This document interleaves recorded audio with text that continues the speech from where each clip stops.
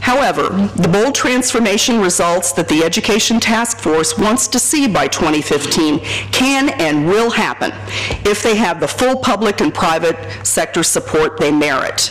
The Education Transformation Program's efforts already include a mission to develop the National Education Inspectorate, which will act as a quality control mechanism across the education system. The Ministry of Education has reported a 7% increase in the number of primary school pupils who passed the grade 4 literacy test in May and June this year compared to previous years. A 7% increase. That's something worth applauding. Just over 80% of students achieve mastery in the test. National Literacy Coordinator in the Education Transformation Team, Laurel Brent Harris, says that the ministry's goal is 85% by 2010. Congratulations, I think the results are trending in the right direction, and let's all work hard to make sure we achieve that. We have to build on this progress by improving accountability in schools, as this could potentially reduce the number of school dropouts, provide extra help for struggling schools and disadvantaged students, and also focus on bridging the gap between academic performance of boys and girls. Let us use the time today to emphasize the importance of getting the policies right in order to support other improvements in the school system. For example, technology transfer, improving student-teacher ratios, and school infrastructure. The United States government, through USAID, has had major successes in introducing new educational technologies in Jamaica that have yielded impressive results. For example, the Expanding Education Horizons project, and many of you have heard me talk about this project in other venues, selected together with the ministry the 71 worst performing primary schools in the country. 71 worst performing schools. And introduced new teaching and classroom management techniques, new teaching materials, and monitoring and evaluation systems. 39 of those schools have already graduated from the program and surpassed the national average. And we are poised to see almost all of those 71 schools graduate from the program prior to its conclusion in fiscal year 2009. Female students have performed excellently, with 68% of them achieving mastery in literacy, and while boys lag behind, the mastery levels increased from 41% in 2006 to 48% in 2007, a 7% increase. So an additional effort that we have made region-wide is our Caribbean Centers for Excellence in Teacher Training program, which is a pre-service training program designed to teach teachers how to teach reading in grades 1 through 3. And we work in the teachers' colleges in Jamaica and 48 pilot schools around the country. And the results, while I won't bore you with more statistics, are equally impressive to those of the EEH project.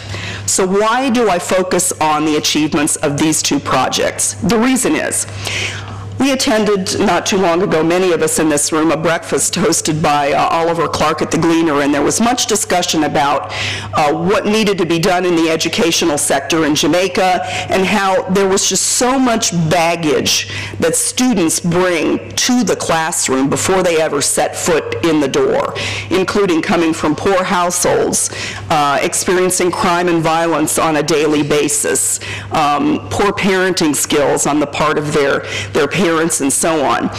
And while these factors are very important, and I would certainly encourage school community partnerships to try to remedy some of these underlying concerns that disadvantage the students before they walk through the school doors.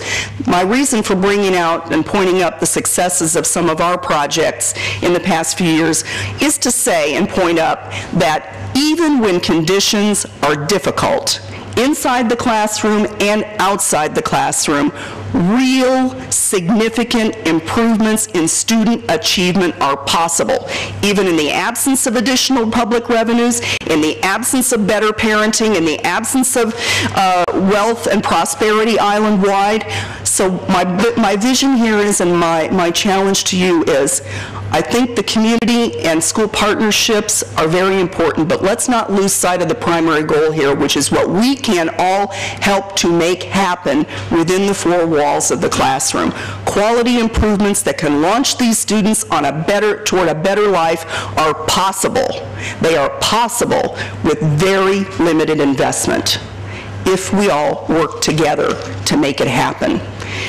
Simultaneously, donors like USAID, the World Bank, the IDB, and others want to try to improve the situation for educational finance here in Jamaica.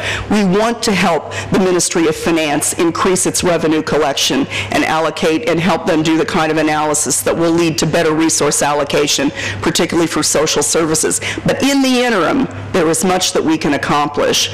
And so another thing that I would like to ask those of you who are present here to consider is that until we see that better financial picture in the public sector, let's ask ourselves what we as private citizens can do and what we as businessmen and women and industry leaders can do to help bridge that gap in the interim by joining together.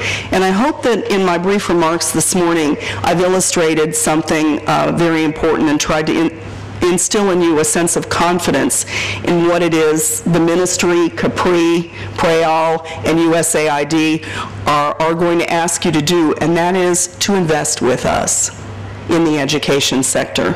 We're not asking you to undertake an unproven high-risk investment.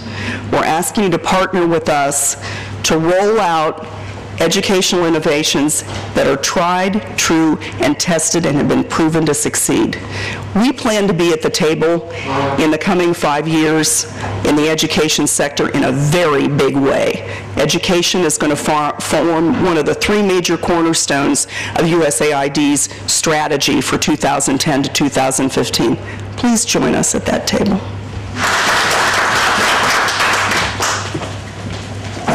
Before we started, Gordon, you had a brief remark you wanted to make on I wanted to congratulate Dr. Hillard on an excellent presentation, fact-filled and certainly gave us a lot of room for thought. I just wanted to correct one thing because CaPRI attracts so much very good press, and no doubt the numbers will be reported. The number, Karen, actually this year, when we look at the overall student body, is 69.31%. So it's not as bad as it was for the incoming class last year, and the number of boys are on the way up. But that's still, we're still not at all satisfied with that. I mean, you know, if we got closer to 60-40, maybe we would begin to, you know, because that reflects international norms. So we're not at all satisfied, but I didn't want them to, the press, to carry that number again. Thank you.